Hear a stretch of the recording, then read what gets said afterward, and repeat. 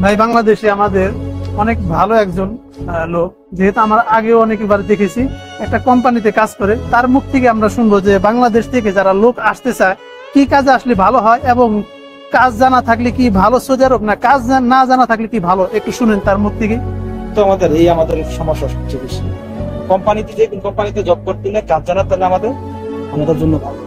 কাজ জানা না তাহলে ব্যাপারে আমরা আইসা আমাদের বেতন হলো, আমাদের যে বেতন হলো কম, বেতন কমে আইসা তো আমরা যে 12 ঘন্টা ডিউটি করি, ডিউটি আমাদের হয় না, তারপর অনেক ধরনের ঝামেলা হয়। কাজ যদি আমি জানি আসে তাহলে ভালো। আর অনেকে আবার আছে যে বাংলাদেশ থেকে দালালে বলে কত টাকা বেতন, এত টাকা।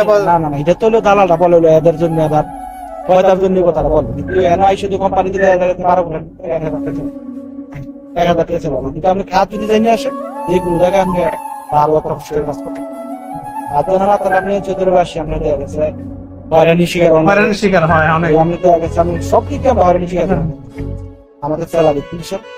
আপনার কাছ থেকে একটু জানতে চাই যে এই সৌদি আরব মানে কি কোম্পানি একটু ভালো, মানে বাংলাদেশ থেকে অনেকে আসতে চায়, আমাকে বলে অনেকে বলে তো সাপ্লাই কম, সবই অধিকাংশ সাপ্লাই কোম্পানি। কোম্পানিতে তো আপনিও তা তো আছে। মোটামুটি আমারটা ভালোই, আমারটা ভালো।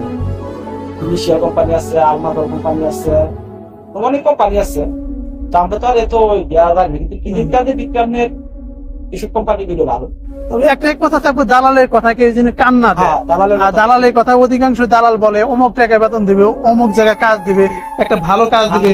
অনেকে আছেন বাংলাদেশ অবশ্যই আপনাদের সাথে আপনার যে কোনো বাড়ির পাশে লোক আছে, ওর কাছে সবকিছু জানবে কোন কোম্পানি ভালো বা কোন কোম্পানিতে আসলে আপনি ভালো হবে, ওইটা আপনি সবসময় চাই না। তারপর আপনার দালালের ভাবে করে আপনি কোনো সময় আপনার। আমিও একটাই কথা সবাইকে বলি সবসময়, যে দালালের কথা যেন কেউ কানে না দেয়। আমিও একটাই কথা বলি, কারণ বাংলাদেশে অনেক মানুষ এসে কষ্ট করে রাস্তাঘাটে শুয়ে রয়েছে, রাস্তাঘাটে না খেয়ে রয়েছে, মানে এমন অবস্থা। অধিকাংশ রিয়াদ জেদ্দা আমাদের